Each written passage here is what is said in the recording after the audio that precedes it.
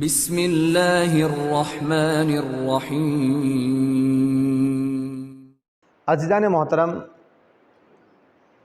ہماری گفتگو آگے بڑھ رہی ہے اور آپ کی سماعتیں الحمدللہ ہمارے ساتھ ہیں، اور آپ دیکھیں کہ اس وقت جو میں آپ کے سامنے یہ واقعہ پیش کر رہا ہوں بڑا سبق آموز واقعہ ہے، اور ہمیں اس سے سبق حاصل کرنا چاہیے جسے اصول کافی میں شیخ یعقوب کولینی نے نقل کیا ہے۔ توجہ فرمائیے گا، مسعود بن عبد الملک کا بیان ہے۔ وہ کہتے ہیں کہ ہم لوگ مینا میں تھے کہ ہم نے دیکھا کہ امام جعفر صادق علیہ السلام کے پاس اور بیٹھے ہوئے تھے ہم لوگ، اور امام کے پاس انگور موجود تھے اور امام علیہ السلام ان انگوروں میں سے تناول فرما رہے تھے۔ اتنے میں ایک سائل آیا، اور آنے کے بعد اس نے امام علیہ السلام سے امداد کا سوال کیا۔ امام نے اسے انگور کا ایک خوشہ اٹھایا اور اٹھا کر دے دیا، لیکن اس نے قبول نہیں کیا۔ امام نے کہا یہ لے لو، کہا نہیں یہ نہیں چاہیے، اور کہا کہ اگر پیسہ ہو تو عنایت کیجیے۔ آپ دیکھیں کہ انگور کا خوشہ لینے سے انکار کر دیا۔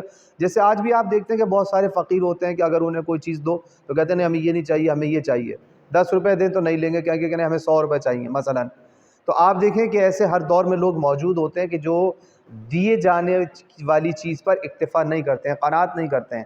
تو آپ دیکھیں کہ حالانکہ اس نے یہ نہیں سوچا کہ امام جعفر صادق علیہ السلام کے ہاتھ سے یہ خوشہ مل رہا ہے برکتوں والا ہوگا، لیکن نہیں، معرفت نہیں ہے نا، تو آپ دیکھیں کہ اس نے انکار کر دیا کہ مجھے یہ نہیں چاہیے، مجھے پیسے چاہیے۔ تو امام علیہ السلام نے کیا کیا، اس انگور کا خوشہ اسے دیا، لیکن اس نے لینے سے انکار کر دیا۔ امام علیہ السلام نے فرمایا، جب اس نے کہا کہ مجھے پیسے چاہیے، مجھے انگور نہیں چاہیے، تو امام علیہ السلام نے کہا کہ تمہیں خدا دے گا، جاؤ۔ چلا گیا۔ وہ تھوڑا آگے گیا، جانے کے بعد سائل واپس پلٹا اور آنے کے بعد کہا کہ اچھا پھر وہی انگور کا خوشہ دے دیجئے۔ تو امام علیہ السلام نے اب دوبارہ اسے کیا کہا کہ جاؤ تمہیں خدا دے گا، اور اسے پھر کوئی چیز نہیں دی۔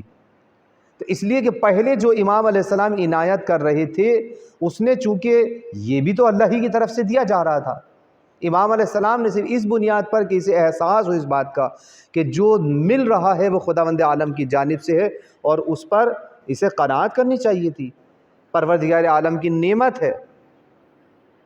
لیکن چونکہ اسے سبق سکھانا چاہتے تھے امام علیہ السلام، تو آپ دیکھیں اتنے میں دوسرا سائل آیا، اور اس نے آنے کے بعد امام سے سوال کیا۔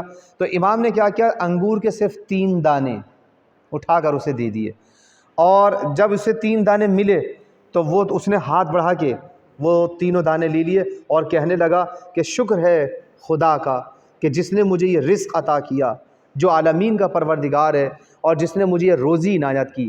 امام علیہ السلام نے جب اس کے یہ جملے سنے تو اسے واپس بلایا۔ امام نے کہا کہ ادھر آؤ، ادھر آؤ، ادھر آؤ۔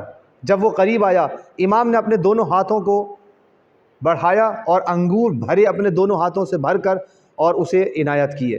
جب اس نے دیکھا کہ اتنے سارے انگور امام علیہ السلام نے اسے عنایت کیے ہیں، تو سائل نے وہ انگور لیے اور کہنے لگا شکر ہے اس خدا کا جو عالمین کا پروردگار ہے، جس نے مجھے اتنی زیادہ روزی عنایت کی ہے۔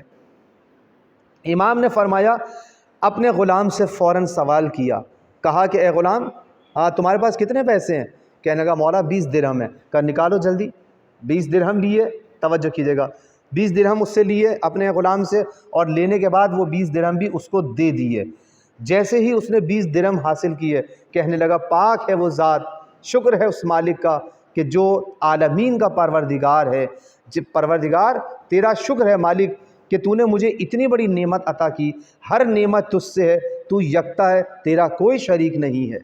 آپ دیکھ رہے ہیں کہ امام عطا کرتے جا رہے ہیں، اس کے شکر میں اضافہ ہوتا جا رہا ہے، اس کا شکر بڑھتا جا رہا ہے، وہ شکر ادا کرتا جا رہا ہے کہ پروردگار تیرا شکر ہے مالک، یہ تیری طرف سے ہیں نعمتیں۔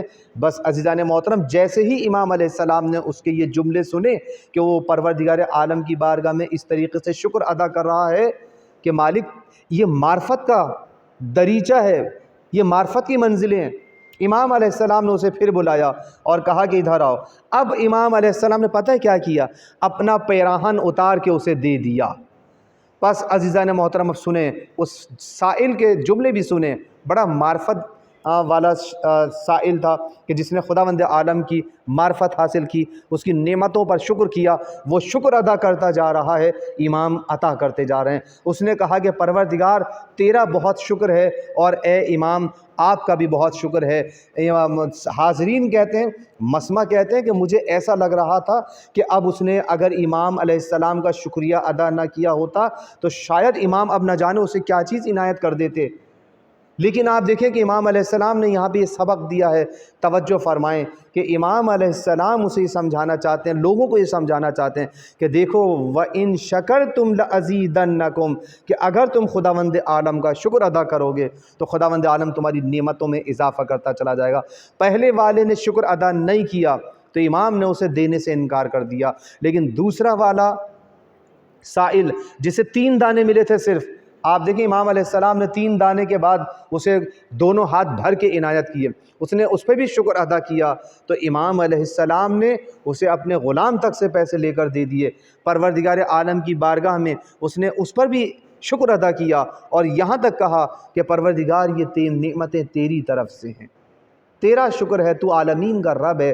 آپ دیکھیں کہ یہ معرفت بھرا خدا شناس فقیر تھا، تو امام علیہ السلام نے یہی سمجھانے کے لیے کہ اگر تم معرفت خدا کے ساتھ ہماری بارگاہ میں آؤ تو خداوند عالم اسی طریقے سے تمہیں عنایت کرے گا۔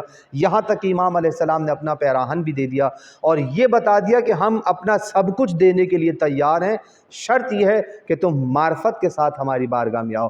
خدا کی معرفت جتنی بڑھتی چلی جائے گی نعمتوں میں اتنا ہی اضافہ ہوتا چلا جائے گا۔ عزیزان محترم، اس واقعے کو اصول کافی میں جناب شیخ کلینی نے نقل کیا ہے۔ انشاءاللہ العزیز ہمیں چاہیے کہ امام علیہ السلام کی زندگی سے ہم بہرہ مند ہوں اور ان کی روایات میں، ان کی احادیث میں جو واقعات سبق آموز داستانیں موجود ہیں ان سے ہمیں استفادہ کرنا چاہیے اور ہمیں ان پہ غور و فکر کرنا چاہیے۔